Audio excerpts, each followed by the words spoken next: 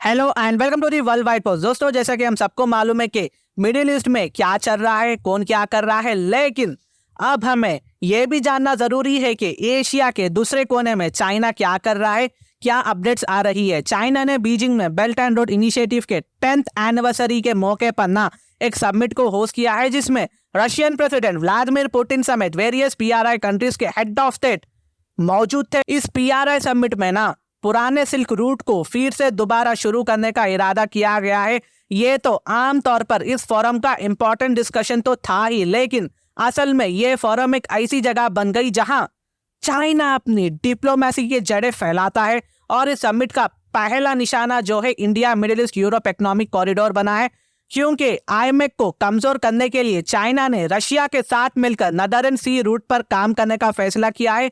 Northern सी root है क्या होता है इसमें, मैं सब आगे डिटेलली बोलूंगा, और क्यों आईएमएफ को इससे खतरा है। और व्लादिमीर पुतिन ने शी जिनपिंग को बेल्ट एंड रोड इनिशिएटिव के बारे में तारीफ करते हुए कहा कि हम ग्लोबल इन्वेस्टमेंट को इनविटेशन देते हैं कि वो आए और आकर नदर्न सी रूट में इन्वेस्ट करे। उन्होंने कहा कि ये ट्रेड को ईस्ट और वेस्ट के बीच में और गहरा बना सकता है। इस बात की खबर राइटर्स न्यूज एजेंसी ने दी है। याद रहे, यूक्रेन वॉर के बाद ना ये पुतिन का दूसरा जाना हुआ ट्रिप है रशिया से बाहर। पुतिन ने शी जिनपिंग को अपना डियर फ्रेंड यानी प्यारा दोस्त के रूप में व्यक्त किया और बेल्ट एंड रोड इनिशिएटिव को दुनिया को जोड़ने के लिए कहा। देखो गाइस, ये सब ठीक है, लेकिन नदर्न सी रूट है क्या? नदर्न सी रूट एक शिपिंग रूट है जो ईस्ट एशिया को यूरोप से जोड़ता है। हिस्टोरिकली शिप ने अक्सर दो रास्ते का इस्तेमाल किया है। पहला रास्ता इंडियन ओशन के जरिए से अफ्रीका की गुड होप पॉइंट के आसपास से गुजरकर यूरोप तक जाता है, और दूसरा रास्ता हाल ही में इस्तेमाल होने वाला रास्ता है इंडियन ओशन से रेड सी से गुजरकर स्विस कैनल के जरिए यूरोप तक जाने का ये रास्ता है। लेकिन जब से ग्लोबल टेम्परेचर बढ़ रहा है, आर्कटिक की बर्फ खट रही है, पिघल रही है, एक तीसरा रास्ता अब खुल गया है यहाँ पर, यानी नदर्न सी रूट का रास्ता, जहां से बेरिंग स्ट्रेट और आर्कटिक ओशन के किनारे होकर यूरोप तक जाता है। और मैं आपको इसके एडवांटेज बोलता हूँ कंपैरिजन के लिए। अगर एक शिप जापान से नीदरलैंड जाने के लिए नदर्न सी रूट का इस्तेमाल करती है ना, तो उसकी दूरी कम से कम 9,000 किलोमीटर से कम होगी। वेरास शिप को जापान से नीदरलैंड को रेड सी और स्विस कैनल के रास्ते से सफर कर लेकर जाए ना, तो लगभग 20,000 किलोमीटर का होता है। इसलिए नदर्न सी रूट के जरिए से बहुत ही सारी शिपिंग कंपनीज के लिए टाइम और मनी का बहुत बचत होता है। यहाँ कंपनी बिलियंस ऑफ डॉलर्स में बचत करती है। और इसके फायदे तो अलग बात है, इसके फायदे के बावजूद भी बहुत सारे जो थिंक टैंक्स है, एक्सपर्ट्स है, नदर्न सी रूट के इस्तेमाल पर एक बहुत ही बड़ा ऑब्जेक्शन लगाया है, क्वेश्चन रेज किया है, क्योंकि आर्कटिक रीजन पर प्रॉपर स्ट्रक्चर की कमी है और चैलेंजिंग मौसम की कंडीशन भी रहती है।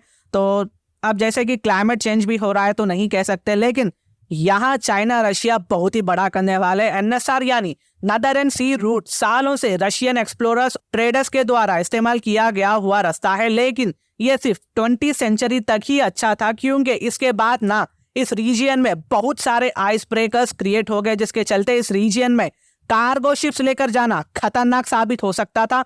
और अगर आपको अच्छे से याद हो तो टाइटैनिक शिप भी एक बड़े आइसबर्ग से ही टकराकर डूबी थी, बिलियंस ऑफ डॉलर्स में नुकसान भी हो सकता था। लेकिन अब ये कंप्लीटली चेंज हो रहा है, बर्फ पिघल रही है और धीरे धीरे ये रूट जो है ऑपरेशनल होते जा रहा है। लेकिन अब क्लाइमेट चेंज के चलते यही आइसबर्ग पिघल रही है, तो इसके चलते ये रूट को अगेन इस्तेमाल किया जा सकता है। मतलब अभी भी इस्तेमाल हो रहा है, लेकिन बहुत कम हो रहा है। चाइनीज प्रेसिडेंट शी जिनपिंग और रशियन प्रेसिडेंट व्लादिमीर पुतिन दोनों ने बीआरआई समिट में एनएसआर रूट यानी नदर्न सी रूट के बारे में बात की। शी जिनपिंग ने कहा कि एनएसआर बीआरआई का इंपॉर्टेंट की पार्ट है और चाइना रशिया के साथ इसके डेवलपमेंट पर काम करने का फैसला किया है।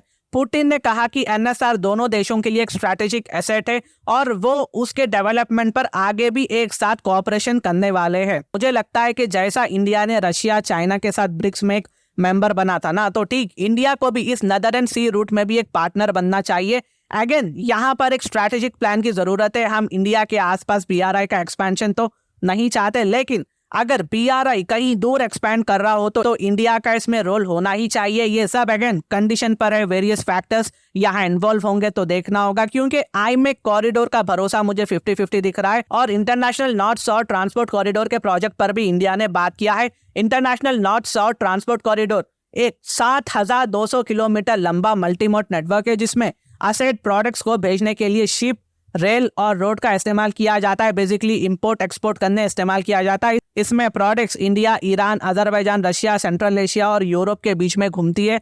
तो ये सब हमारी गवर्नमेंट पर है कि वो क्या डिसीजन लेंगी, देखना होगा। चाइना, रशिया क्या करता है, USA का क्या रिस्पॉन्स होता है इस पर। और एक तरफ मिडिल ईस्ट में इजराइल फिलिस्तीन की कॉन्फ्लिक्ट चल रही है, रशिया यूक्रेन की कॉन्फ्लिक्ट चल रही है। तो क्या होगा वर्ल्ड का, मुझे मतलब समझ में नहीं आ रहा है कहाँ जा रही है दुनिया। अगर वीडियो अच्छी दिखी तो कमेंट करें। इंटरनेशनल अफेयर्स के लिए आप मेरे चैनल को सब्सक्राइब कर सकते हैं। Thank you so much and God bless you all guys. Take care. Thank you so much.